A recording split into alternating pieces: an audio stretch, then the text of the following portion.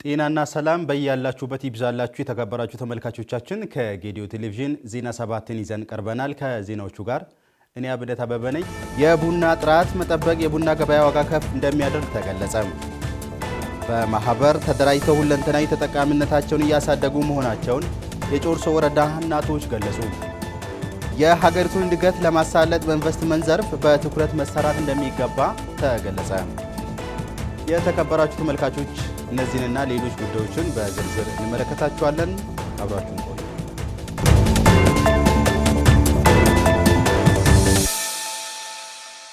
ተመልካቾች ወደ ዝርዝር ዜና ከማምራታችን በፊት አጫጭር ዜናዎችን በቅድሚያ እናስደምጣችሁ።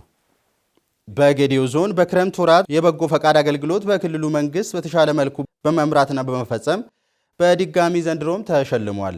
በቤት ግንባታ የተሻለ በመምራት በተራራ ልማት በልዩ ፈጠራ በታከለበት አንደኛ በመሆን በአጠቃላይ አፈጻጸም የተሻለ በመምራት የክሪስታል 4 ዋንጫና የሰርቲፊኬት ከክቡር ፕሬዝዳንት ጥላሁን ከበደ እጅ ተቀብለዋል። ሽልማቱን የጌዲዮ ዞን ዋና አስተዳዳሪ ዶክተር ዝናቡ ወልዴ፣ የጌዲዮ ዞን ብልጽግና ፓርቲና የመንግስት ዋና ተጠሪ ኢንጂነር ተመስገን ጥላሁንና የጌዲዮ ዞን ወጣቶች ጉዳይና በጎ ፈቃድ አገልግሎት ጽህፈት ቤት ኃላፊ አቶ ደግነት ኃይሉ በጋራ ሽልማቱን ተቀብለዋል። መረጃው የክልሉ መንግስት ኮሚኒኬሽን ነው። ኢትዮጵያ የተወሰደባትን 12 ውድ ቅርሶችን ተረከበች። በ1920ዎቹ ከኢትዮጵያ የተወሰዱ 12 ውድ ቅርሶችን የአዲስ አበባ ዩኒቨርሲቲ የኢትዮጵያ ጥናትና ምርምር ተቋም ተቀብሏል። ለዩኒቨርሲቲው ከተበረከቱት ውድ ቅርሶች ውስጥ ዘውድ፣ ጋሻ፣ ጎራዴ፣ ዝናር ስዕሎችና እንዲሁም ከራስ ተፈሪ መኮንን የተበረከቱ ስጦታዎችም ይገኙባቸዋል። የቱሪዝም ሚኒስትር ሰላማዊት ካሳም ቅርሶቹ የኢትዮጵያ ሀብቶች ከመሆናቸውን በተጨማሪ ለጥናትና ምርምር በግብዓትነት የሚያገለግሉ መሆናቸውን ገልጸዋል። የዜና ምንጫችን የኢትዮጵያ ብሮድካስቲንግ ኮርፖሬት ነው። በኢትዮጵያና በማሌዥያ መካከል በተለያዩ መስኮች የትብብር ስምምነቶች ተደረጉ። ጠቅላይ ሚኒስትር ዶክተር አብይ አህመድ የማሌዥያ ፌዴሬሽን ጠቅላይ ሚኒስትር ዳቶ ሰሪ አንዋር ቢን ኢብራሂምን በብሔራዊ ቤተ መንግስት በይፋዊ አቀባበል ስነ ስርዓት ተቀብለዋል። መርሃ ግብሩ የወዳጅነት ዛፍ የመትከል ስነ ስርዓት፣ የብሔራዊ ቤተ መንግስት ጉብኝት፣ የሁለትዮሽ ውይይት፣ የሰነዶች ልውውጥ ብሎም በቱሪዝም፣ በጤና፣ በአየር ትራንስፖርት፣ በኳላ ላምፑር ከተማ ምክር ቤትና በአዲስ አበባ አስተዳደር የትብብር ስምምነቶችን ያካተተ ነበር። መረጃው የኢትዮጵያን ብሮድካስቲንግ ኮርፖሬት ነው። በመጨረሻም ሶሪያ እስራኤልን አስጠነቀቀች። የእስራኤሉ ጠቅላይ ሚኒስትር ቤንያሚን ኔታንያሁ በደቡባዊ የአገሪቱ ክፍል ያደረጉት ጉብኝት ጠብ ጫሪ ነው ስትል ሶሪያ ወቅሳለች። የሶሪያ ውጭ ጉዳይ ሚኒስትር ባወጣው መግለጫ ቴልአቪቭ የሶሪያን ሉዓላዊነትና የግዛት አንድነትን ጥሳለች ብለዋል። የኔታንያሁ ጉብኝት የተመድን የውሳኔ ሐሳብ የሚጻረርና የተስፋፊነት አዝማሚያ ያሳየ ነው ሲል ሚኒስቴር መስሪያ ቤቱ አክሏል። ደማስቆ የእስራኤል አካሄድ የዓለም አቀፍ ሕግን ያልተከተለና የወረራ መልክ ያለው ነው ስትል የኔታንያሁን ጉብኝት ግልጽ ትንኮሳ ነው ብላለች። አናዶሉን ጠቅሶ ኤንቢሲ ኢትዮጵያ እንደዘገበው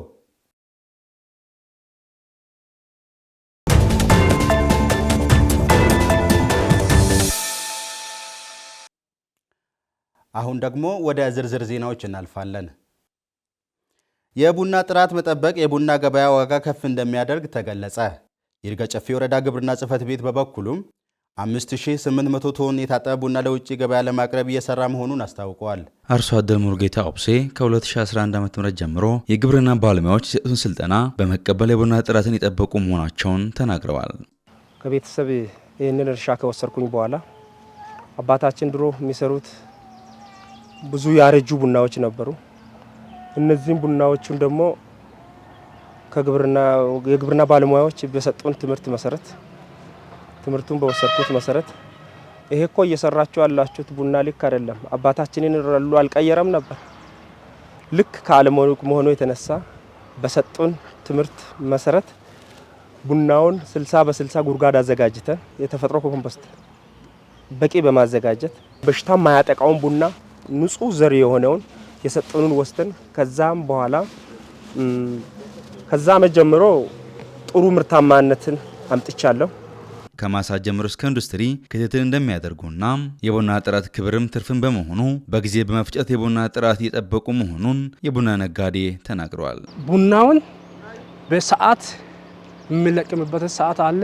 ወደ ኢንዱስትሪ የሚቀርብበትም ሰዓት አለ። በዚህ ቦታ ላይ ጥራት ከተጠበቀ አንደኛ ለአርሶ አደርም ጥሩ ነው። ሁለተኛ ለሚገዛም ሰው ለኢንዱስትሪም ለሚያቀርብም ለባለሀብትም በጥሩ ዋጋ ይሰጣል። ስለዚህ ይህን ዋጋ እንዳይቀንስ በጥራት ሁኔታ ላይ በደንብ ትምህርቱን ወስደን እያዘጋጀን ነው ያለ ነው። የቡና ግብይት አስተባባሪ የቡና ጥራትን መጠበቅ ከማሳ ጀምሮ ለገበያ እስከሚቀርብበት ሂደት ያለውን ሁሉ እንደሚያጠቃልል ገልጸዋል።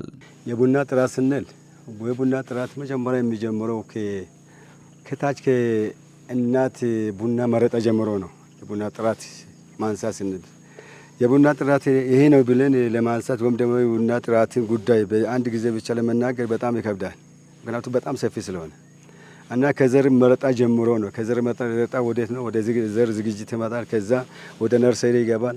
ከነርሰሪ ወደ ሳይት ይገባል። ይህ ሁሉ ፕሮሴሱ እያንዳንዱ እንትን ያለው ነው እና እነዚህ ዘሮች ናቸው እዚህ እንደኛ አካባቢ አዳፕት አድርጎ በጣም ጥሩ ውጤትም በጥራትም በብዛትም ከፍተኛ ፕሮዳክሽን እየሰጡ እስከ ዛሬ ድረስ ያሉት እነዚህ ናቸው። የቡናን ጥራት መጠበቅ ከማሳ ጀምሮ የሚከወን ተግባር መሆኑን የተናገሩት የግብርና ጽሕፈት ቤት ሻይ ቡና ቅመማ ቅመም ጽሕፈት ቤት ኃላፊ የቡና ጥራት መጠበቅ ዘርፈ ብዙ ጠቀሜታ እንዳለው አብራርተዋል። የቡና ጥራት ስነሳ ከእርሻው ነው የምንጀምረው። የእርሻ ስራችን 40% የቡናን ጥራት ይወስንልናል። ከዚህ ጋር ተያይዞ የቡና ጥራት የሚጀምረውም ደግሞ 40% የሚጀምረው ከእናት መረጣ ነው። ለዘር የሚሆን የእናት ዛፍ በምርታማነቱ የማይታማ በሽታን የሚከላከል በየዓመቱ ምርትን የሚሰጥ ዛፍ የትኛው ነው የሚለውን ነገር ቀድሞ በመምረጥ ዘርን በሰለጠነ መልክ በዘር መስፈርት ማዘጋጃ መስፈርት መሰረት ዘርን ከማዘጋጀት አልፈን ችግኞችን በተሻለ ጥራት እንደወረዳ በፖሊባግ ብቻ ነው ችግኝ የምናዘጋጀው። እጅግ በጣም የተሻሉ ችግኞችን የተሻሻለ ምርጥ ዝርያዎች አሉን። 74 1 10 12 41 የሚባሉ ዝርያዎችንም ጭምር እንደወረዳ አስፍተን እየሰራን እንገኛለን። 40% በእርሻ ስራ ካስጠበቅን 40% ደግሞ በማዘጋጃ ኢንዱስትሪዎች ነው። 20% ደግሞ በኤክስፖርት ስታንዳርድ በሚወጣላቸው መሰረት ነውና የምናስጠብቀው። በዚህ ደረጃ እንዲሁም የኛ አምራች አርሶ አደሮችም ሆነ አቅራቢ ነጋዴዎች የቡናን ጥራት ካስጠበቁ የሚያገኙት ነገር ቢኖር የመጀመሪያ የገዢው ፍላጎት በዛው ልክ ከፍ እያለ ይሄዳል። የገቢው ፍላጎት ከፍ እያለ ሲሄድ የዋጋ ተወዳዳሪነት ይመጣል። የዋጋ ተወዳዳሪነት ሲመጣ ደግሞ በተሻለ ዋጋ ላይ የመሽጠት ገቢን ከፍ የማድረግ ነገር ስለሚመጣ ይሄንን ፋይዳ እናገኛለን ማለት ነው። የቡና ጥራት ለማስጠበቅ ከባለድርሻ አካላት ጋር በጋራ እየሰሩ መሆናቸውን ያስታወቁት የዘርፉ ኃላፊ ወደ 42000 ቶን ቡና በመሰብሰብ 5800 ቶን የታጠበ ቡና ለውጭ ገበያ ለማቅረብ ማቀዳቸውን አስረድተዋል። ለዚህም የቡና ጥራት ጠብቀው ተግባራዊ ለማድረግ እየሰሩ መሆናቸውን ኃላፊው አክለዋል። የምንሰበስበው የምርት አቅምም ጭምር እንደ ዘንድሮኛ ወደ 42000 ቶን የታጠበ ቡና ለመሰብሰብ አቀደን እየሰራን እንገኛለን። ከዚህ መነሻ ደግሞ ወደ ዓለም ገበያ ከመላክ አንጻር ወደ ማዕከላዊ ገበያ በዋናነት ከ5800 ንጹህ ቅሽር ቡና የታጠበ ብቻ የማቅረብ ስራ ዝግጅት ምዕራፍ አድርገን በዚህ ልክ የተግባቦት ፈጥረን እየሰራን እንገኛለን። በማህበር ተደራጅተው ሁለንተናዊ ተጠቃሚነታቸውን እያሳደጉ መሆናቸውን በጮርሶ ወረዳ የሚገኙ እናቶች ገለጹ። የሴቶች ተጠቃሚነትን ለማሳደግ የግንዛቤ ስራዎችን በስፋት በትኩረት እየተሰራ መሆኑን የወረዳ ሴቶችና ህጻናት ጽሕፈት ቤት አስታውቋል። ደፋር ገመድ ያዘጋጀውን ሃይማኖት ጀንበሩ እንደሚከተለው ያቀርበዋል። ወይዘሮ ደመቀች ንጉሱ በጮርሶ ወረዳ ቂሻ ቀበሌ ነዋሪ ሲሆኑ የደራርቱ ልማት ማህበር የመልካም አስተዳደር ተጠሪ ማህበሩ የሴቶችን ሁለንተናዊ ተጠቃሚነት ለማሳደግ የተቋቋመ መሆኑን በመግለጽ በተለያዩ ጉዳዮች ተሳታፊ እንዲሆኑ ለሴቶች ግንዛቤ ማስጨበጫ ትምህርት መስጠታቸውንም ገልጸዋል። ጥሩ እየተወያየን ጥሩ ነው። በትምህርት ላይ ነው እያስተማርን ከዚያ ሄዱ በዚህ እንሄዳለን በዛ ብንሄድ እንወርቃለን በዚህ መንገድ ብንሄድ ለትምህርት ጥሩ ነው እያለን ለሁሉም ትኩረት እየሰጠን ነው። ለአንድ እናት ስራ ሁሉ ነገር በጤና በመልካም አስተዳደር ስራ እየሰራን የደከሙትን እንዲበረታ እያደረገን እየሰራን ነው። ወይዘሮ ወርቅአለም አለማየሁ በጮርሶ ወረዳ ቅሻ ቀበሌ ነዋሪ ሲሆኑ በልማት ቡድኑ በማህበር በመታቀፋቸው ተጠቃሚ እንዳደረጋቸው ገልጸዋል። ከቡድኑ አባላት ጋር የተለያዩ ማህበራዊ ጉዳዮች ላይም በመሳተፍና ቁጠባን በማስቀመጥ ጥሩ ደረጃ ለመድረስ እየሰሩ መሆናቸውን ተናግረዋል። እናቶች ልማት ቡድን 30 እንደሆነ ህብረት ማህበር ህብረትና አንድ ላይ እየሰሩ ተጠቃሚ እየሆኑ ነው። ካሮት፣ ድንች ምናምን እየሰራን ነው። ራይ ለአንድ እናት ወይስ ቴሌቪዥን እንገዛለን ወይስ በግ ምናምን እንገዛለን ብለን አቅደናል። ወይዘሮ አማረች አሰፋ በጮርሶ ወረዳ ቅሻ ቀበሌ ናጵቾ ልማት ማህበር አባል ሲሆኑ በቡድኑ በጤና አጠባበቅ ዙሪያ ከትምህርታዊ ውይይት ጎን ለጎን በልማታዊ ስራዎች በመንቀሳቀስ ላይ መሆናቸውን ተናግረዋል። በጤና ዙሪያ አብረን ቆመን ወደ እድገት እንሄዳለን፣ እንሰራለን። እናቶች በእርግዝና እንዳይሞቱ፣ በምጥ እንዳይሞቱ፣ እንደገና ደግሞ ልጆች እንዳይሞቱ በጤና ዙሪያ ሆነን እነሱን እያማከረን ስራችን እየሰጠን ልጆች እንዳይሞቱ ማለት ነው። ስለዚህ እኛ ብዙ ምኞት አለን፣ ብዙ ናፍቆት አለን፣ ብዙ እንሰራለን፣ እናድጋለን፣ እንተራመዳለን፣ ሄደን እንወርሳለን። የጮርሶ ወረዳ ብልጽግና ፓርቲ የሴቶች ክንፍ ኃላፊ ወይዘሮ ፍቅርተ ተሰማ በበኩላቸው በወረዳው በሁሉም ቀበሌያት ላይ በርካታ ሴቶችን በልማት ቡድን ማደራጀታቸውን በመግለጽ ሴቶች ከጥገኝነት ተላቀው ራሳቸውን እንዲችሉ ድጋፍ በማድረግ ላይ መሆናቸውን ገልጸዋል። እንደ ወረዳችን በጣም በመልካም አስተዳደርም በማህበራዊም በፖለቲካ ዘርፍም ምንም ችግር የለም። ሴቶች ተደራጅተው እየሰሩ ነው። ስራቸውን በአግባቡ እየሰሩ ነው። ከኑሮ ውድነት ለማላቀቅ በብዙ ስራ ተግተው እየሰሩ ስለሆነ በጣም ጥሩ ነው።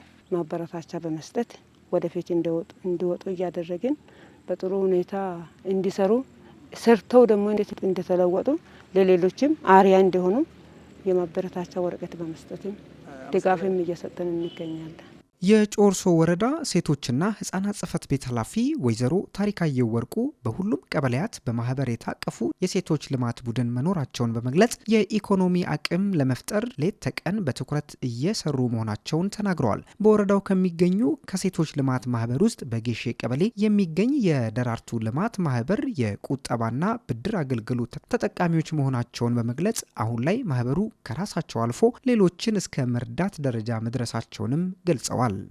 የሴቶችን ማህበራዊና ኢኮኖሚያዊ እና ፖለቲካ ላይ ትልቅ ድርሻ እንዳላቸውና አቅማቸውን አጎልብተው ወደፊት እንዲወጡ በኢኮኖሚ ራሳቸውን እንዲችሉ በማህበራዊ ኑራቸው ወደፊት እንዲወጡና ራሳቸውን ችለው ለሌላው ማህበረሰብ ሞዴል እንዲሆኑ ከጥገኝነት ተላቀው ራሳቸውን ችለው እንዲኖሩ ለማድረግ ትልቅ አላማ ሰንቀን እየሰራን ያለንበት ሁኔታ ነው ያለው። በ15ቱም ቀበሌ አሉ ሴቶች ልማት ህብረት ደግሞ አሁን ወጣ ያሉ ወደፊት የወጡት ደራርቱ ሴቶች ልማት ህብረት በጌሼ ቀበሌ የሚገኙ ሴቶች ልማት ህብረት ናቸው። ገና ሲደራጁ ምንም የላቸውም። የሌላቸውም እናቶች አሉ። በሁለት በሶስት ደረጃ ነው የነበሩትና የሌላቸውን እርስ በራስ እየተደጋገፉ የሌላቸውን ግብአት እስከ መግዛት በግ እየገዙ ለአንዷ እየሰጡ በየተራ ቤት እየገነቡ አቅም ለሌላቸው እና ቴሌቪዥን እንኳን ገዝተው እስከ 6 ተራ በተራ እስከ 6 እናቶች ደርሰዋል እስካሁን ድረስ። ቤት ውስጥ ደግሞ ለሴቷ የሚያስፈልገውን ግብአት የቡና ሰረሞኒ የሚያስፈልጋቸውን ረክቦት እንኳን ሳይቀር ቤት ውስጥ ራሳቸውን የማደራጀት ስራ እየሰሩ አሁን ያሉበት ደረጃ በጣም ጥሩና ከዛ ደግሞ ወረዳው ድጋፍ አድርጎላቸው ካላቸው ከጥሩ ተነሳሽነት የተነሳ ከ1 ሄክታር በላይ ማሳ ተሰጥቷቸው በግብርና ድጋፍ ደግሞ በቆሎ ዘርና ምርጥ ዘር ተሰጥቷቸው ሰርተው አሁን እያለሙ ይገኛሉ። ተመልካቾቻችን ዜና ሰባታችን አሁንም እንደቀጠለ ነው። የሀገሪቷን እድገት ለማሳለጥ በኢንቨስትመንት ዘርፍ በትኩረት መሰራት እንደሚገባ ተገለጸ። ዝርዝሩን ይስሐቅ አበባ አዘጋጅቶታል፣ እንደሚከተለው ይቀርባል። የጌዴኦ ዞን ኢንቨስትመንት ጽህፈት ቤት አጠቃላይ በዞኑ የተሰሩ የኢንቨስትመንት ስራዎችን ከክልል ኢንቨስትመንት ኮሚሽን ለመጡ ኃላፊዎችና ባለሙያዎች ገለጻ አድርገዋል። በዞኑ በኢንቨስትመንት ዘርፍ ለውጥ እየታየ መሆኑን የገለጹት የጌዴኦ ዞን ኢንቨስትመንት ጽህፈት ቤት ኃላፊ አቶ እንደመላሽ ብሬ በተለይ ከሶስቱ የኢንቨስትመንት ዘርፎች በኢንዱስትሪ የባለሀብቶች ፍላጎት ከፍተኛ መሆኑን አንስተው በርካታ ባለሀብቶች በቡና ዘርፍ መሰማራታቸውን ገልጸዋል። በዚህ በቡና ኢንዱስትሪዎች ላይ ነው ከፍተኛ ፍላጎት እያሳዩ ያሉት። ስቲል እስካሁን በእጃችን በርካታ ጥያቄዎች አሉ። በቡና ኢንዱስትሪ ጥያቄዎች እንትን ያሉት በቅርብ ጊዜ ምላሽ እንደምንሰጥ ከዞኑ ጋር ተቀናጅተን እየሰራን ያለ ነው አለ። በዞኑ በኢንቨስትመንት ዘርፍ ከ12 ቢሊዮን ብር በላይ ካፒታል መመዝገቡን ያነሱት ኃላፊው በዚህም ከ50 ሺህ በላይ ለሚሆኑ ዜጎች ቋሚና ጊዜያዊ የስራ ዕድል እንደተፈጠረላቸው አስረድተዋል። ወደ 550 የኢንቨስትመንት ፕሮጀክቶች አሉ። አሁን ላይ ወደ 12.9 ቢሊዮን አካባቢ ካፒታል ያስመዘገቡ ባለሀብቶች ስራ ጀምረዋል። እየሰሩ ያሉበት ሁኔታ ነው እንደ ዞናችን ያለው። ስራ ዕድልን በምናይበት ጊዜ ኦልሬዲ እስካሁን ወደ 14 ሺህ የሚሆን ቋሚ የስራ ዕድል የተፈጠራለ በእነዚህ ፕሮጀክቶች ላይ። ጊዜያዊ ደግሞ ከ40 ሺህ በላይ ጊዜያዊ የስራ ዕድሎች ተፈጥሯል። አንድ ጋር በምናይበት ጊዜ ከ50 ሺህ በላይ የስራ ዕድሎች በቋሚና በጊዜያዊ የስራ ዕድሎች ተፈጥረዋል።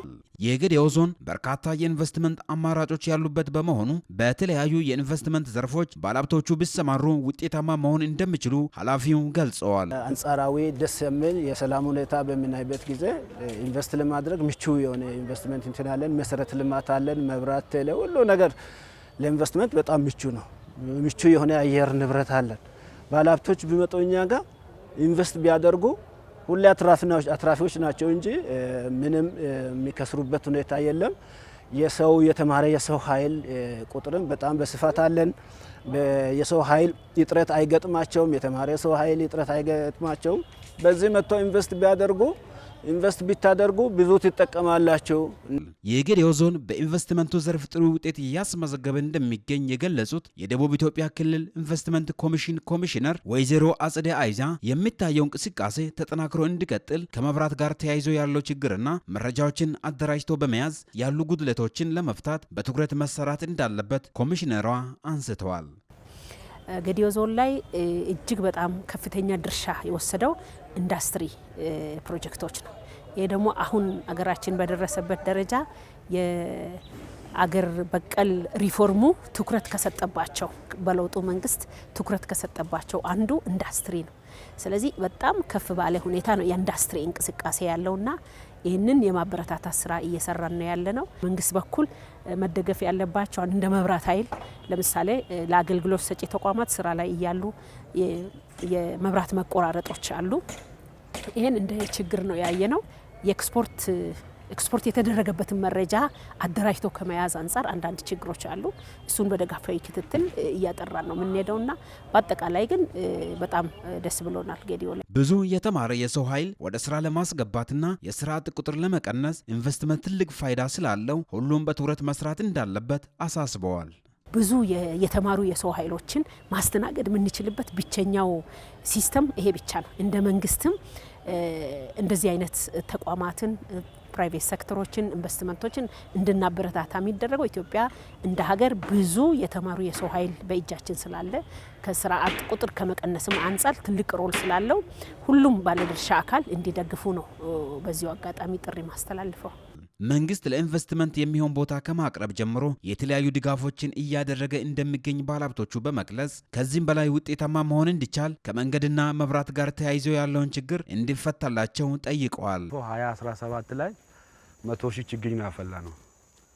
ለዘንድሮ ደግሞ 2018 300 ሺህ ችግኝ አፍልተናል። ሲቀጥል እንደምታየው እዚህ ጋር ሰራተኛ ያስፈልጋል። ቋሚ ሰራተኞች አሉ፣ ኮንትራት ሰራተኞች አሉን። እስከ 300 ሰራተኛ እንቀጥራለን። ጋጨፌን ወረዳ አመሰግናለሁ። ይሄን ቦታ ሰጥቶናል። ይሄን ቦታ የሰጡ እነሱ ናቸው። ትንሽ አሁን ችግር ብለን የምናነሳው ትንሽ እንዳያችሁት አሁን ስንመጣ ትንሽ የመንገድ ችግር አለ። እሱ ቢቀረፍልን ቢስተካከልልን። ወርልድ ቪዥን ኢትዮጵያ በቡሌና ራጴ ወረዳዎች በመሬት ናዳ ምክንያት ከቤት ንብረታቸው ለተፈናቀሉ ወገኖች 3.2 ሚሊዮን ብር በላይ የሚገመት የተለያዩ ቁሳቁሶች ድጋፍ አደረገ። ግብረሰናይ ድርጅቱ ከዚህ ቀደም በዞኑ በተለያዩ ስፍራዎች ሲሳተፍ እንደነበርም ተገልጿል። ይስሐቅ አበበ አዘጋጅቶታል፣ እንደሚከተለው ይቀርባል። ወርልድ ቪዥን ኢትዮጵያ በተለያዩ ሀገራት የልማትና የበጎ ፍቃድ ስራዎችን በመስራት ላይ ያለ የግል ድርጅት መሆኑን የገለጹት የወርልድ ቪዥን ሐዋሳ ቅርንጫፍ ኃላፊ አቶ አሰፋ ይሼቴ እስከ ቅርብ ጊዜ ድረስ በጌዴኦ ዞን የተለያዩ የልማት ስራዎችን በመስራት ላይ መቆየታቸውን ገልጸዋል። ወርልድ ቪዥን ተፈጥሯዊና ሰው ሰራሽ አደጋዎች በሚከሰቱበት ጊዜ ከድርጅቱ ዓላማ አንጻር ድጋፎችን እንደሚያደርግ የገለጹት ኃላፊው በዚህም መነሻ በቡሌና ራጴ ወረዳ ለተከሰተው ለተፈጥሮ አደጋ 3.2 ሚሊዮን ብር በላይ የሚገመቱ የተለያዩ ድጋፎችን ማድረጋቸውን ገልጸዋል። በጌዴኦ ዞን በርካታ ዓመታት የልማት ስራ ሲሰራ ቆይቷል። ኮቸሬ በሚባል ወረዳ ላይ አሁን በዚሁ በጌዴኦ ዞን በቡሌንና በረጴ ወረዳዎች ላይ ከሁለት ወር በፊት በደረሰው የመሬት መንሸራተት አደጋ ብዙ ጉዳት እንደደረሰ እናስታውሳለን። ስለዚህ ወርልድ ቪዥን ኢትዮጵያ ልማት ላይ ይሰራል። እንደገና ደግሞ ሰው ሰራሽና ተፈጥሮ አደጋ በሚኖርበት ጊዜ ደግሞ የመልሶ ማቋቋም ስራ ላይ የሰብአዊ ድጋፍ ስራዎች ላይ ስለሚሰራ በዛሬው ዕለት ያንን ድጋፍ ለማድረግ ነው ወደዚህ መጣ ነው። በዛሬው ዕለት በአጠቃላይ ወደ 3.2 ሚሊዮን ብር 3 ሚሊዮን 200 ሺህ ብር የተጠጋ ለተጎጂዎች ድጋፍ የሚሆንን ዕቃ ይዘን ነው ዛሬ መጣ ነው ማለት ነው። የራጴ ወረዳ አስተዳደር አቶ ዮሐንስ ኔሲ አደጋው የደረሰባቸውን ወገኖች መልሶ ለማቋቋም በርካታ ቤቶችን በመገንባት ወደ ማጠናቀቅ ደረጃ መድረሳቸውን በመግለጽ የተደረገው ድጋፍ ቀሪ ስራዎችን ለመፈጸም እንደሚያስችል ገልጸዋል። ወርልድ ቪዥን ኢትዮጵያ በወረዳችን ለደረሰው የዚህ መሬት ናዳ ለተጎዱት ተጎጂዎች ያደረገ ያዳ እጅግ ጠቃሚ ነው ብዬ አስባለሁ። አንዱም ከዚህ በፊት በተለያዩ በመንግስትም በክልልም በወረዳም የተለያዩ ድጋፎች ተደርገዋል። አሁን ግን በቂ አይደለም። ይሄን ደግሞ እነሱ ኮን መንግስትም እየሰራ ይሄን ትልቅ ቀዳዳ የሚሸፍን ስለሆነ በጣም ትልቅ ዋጋ ትልቅ ፋይዳ አለው ብዬ ነው የሚያስበው። አደጋው ከተከሰተበት ጊዜ አንስቶ መንግስታዊና መንግስታዊ ያልሆኑ ድርጅቶች የተለያዩ የምግብና የቁሳቁስ ድጋፎችን ማድረጋቸውን የገለጹት የቡሌ ወረዳ አስተዳደር ወርልድ ቪዥን ያደረገው ድጋፍ ከቤት ንብረት የተፈናቀሉ ዜጎችን መልሶ ለማቋቋም በሚደረገው ጥረት ትልቅ ፋይዳ አለው በማለት ለተደረገላቸው ድጋፍ ምስጋናን አቅርበዋል። ባሻገር ዛሬ የወርልድ ቪዥን እንግዲህ ያደረገው ድጋፍ 3.2 ሚሊዮን አካባቢ ነው። እንደዚሁን እገዛ ሲደረግ ለቡሌና ለረጴ ለወገን ደራሽ የሚል ምቹ ሁኔታ ፈጠረ ስለሆነ ወርልድ ቪዥንንም እጅግ አድርገን እናመሰግናለን። መልሶ የማቋቋም ስራ ተጠናክሮ እየተሰራ መሆኑን የገለጹት የጌዴኦ ዞን አደጋና ስጋት መከላከል ጽሕፈት ቤት ኃላፊ ዶክተር ተድላ ጌታሁን ወርልድ ቪዥን ያደረገው ድጋፍ የመልሶ ማቋቋም ስራ ለማጠናቀቅ በሚደረገው ርብርብ ትልቅ ሚና እንዳለው ገልጸዋል። ወርልድ ቪዥን ይዞ የመጣው ድጋፍ ነን ፉድ አይተም ድጋፉ በጣም ወቅታዊና ደራሽ ነው። በዚህ ሰዓት ላይ 143 ቤቶች ያልተገነቡ አሉ መገንባት የነበረባቸው። ከዚህ አሁን 72 ቤቶችን ቆርቆሮ ነው ይዞ የመጡት። እቅዳችን እስከ ህዳር 15 ድረስ መልሶ ማቋቋሙ ስራ ማለቅ አለበት ብለን እየሰራን ስላለ አሁን ወቅቱን የጠበቀ ድጋፍ ነው የሚለው። ይሄ የመጣው ቆርቆሮ ቶሎ ለብሶ ሌላም አሁንም ዞኑ ምናልባት ይቅላ ይዘዋል። ተጨማሪ ቆርቆሮ ገዝተን 100% ቤቱን ጨርሰን እስከ ህዳር 15 እንድናስረክብ ትልቅ ሚና ስላለው ለዚህ ትልቅ ክብር አለኝ።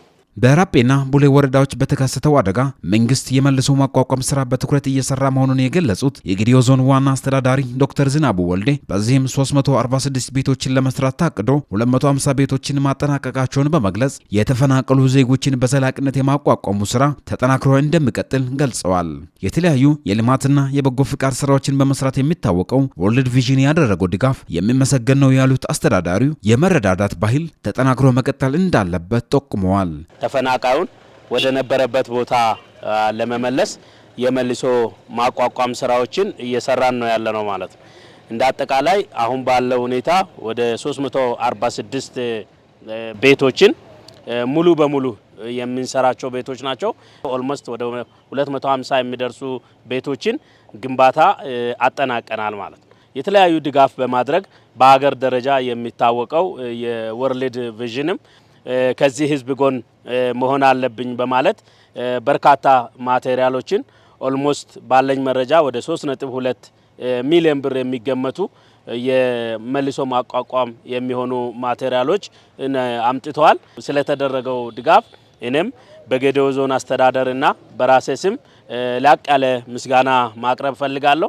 ይሄ አብሮ የመረዳዳት የመተጋገዝ ባህላችን የበለጠ ተጠናክሮ እንዲቀጥልም በዚሁ አጋጣሚ ጥሬን ለማስተላለፍ ነው።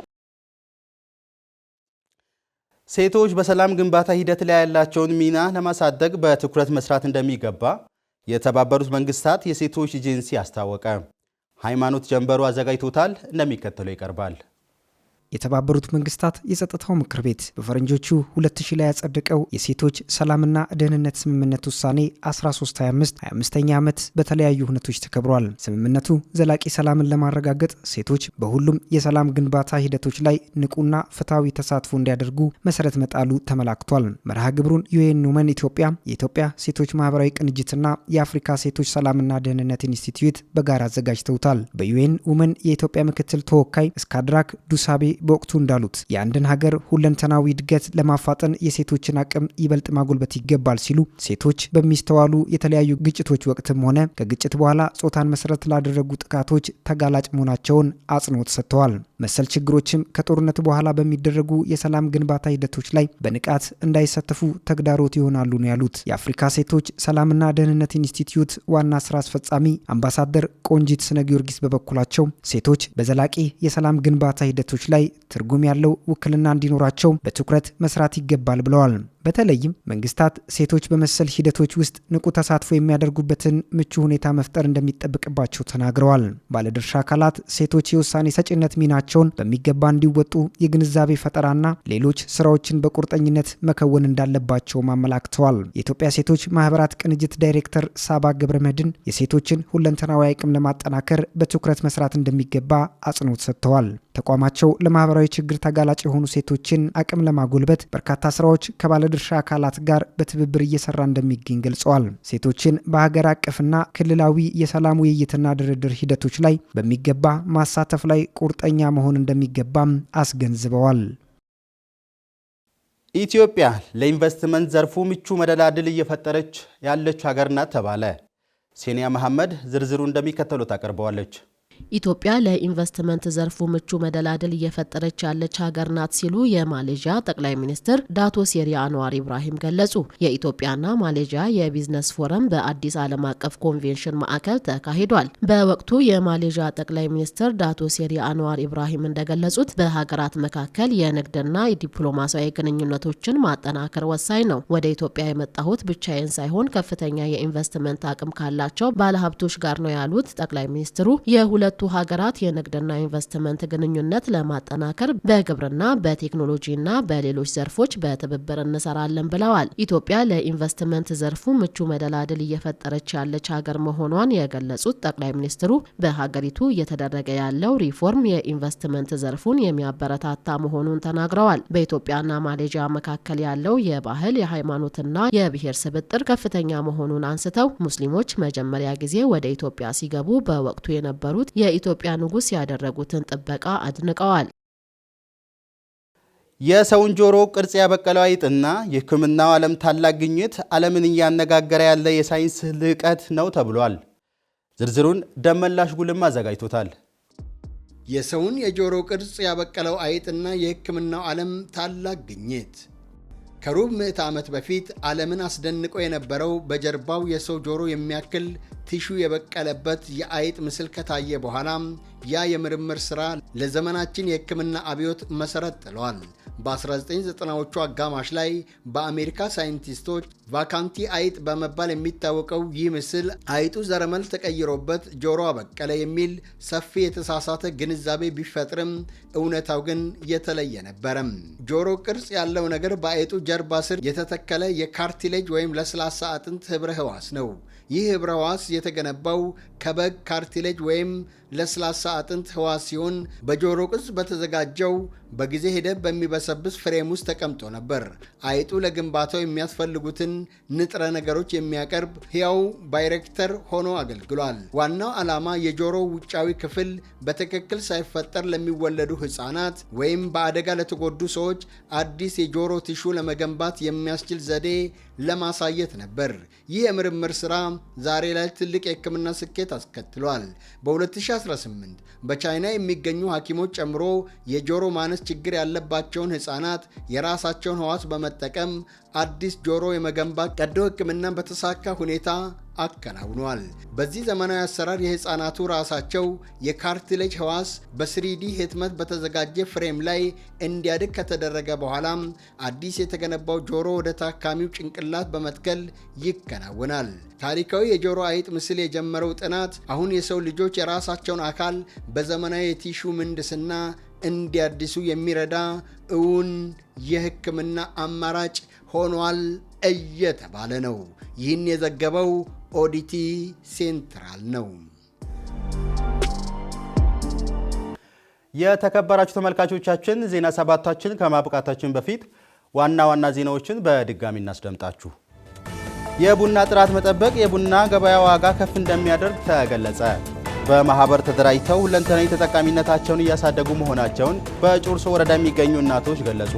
የሀገሪቷን እድገት ለማሳለጥ በኢንቨስትመንት ዘርፍ በትኩረት መሰራት እንደሚገባ ተገለጸ። የተከበራችሁ ተመልካቾች ለሰዓቱ የመራረጥናቸው ዜናዎች ይህንን ይመስሉ ነበር። ከዜናዎቹ ጋር እኔ አብነት አበበ ከመላ ስቱዲዮ ባለሙያዎች ጋር በጋራ በመሆን ነበር።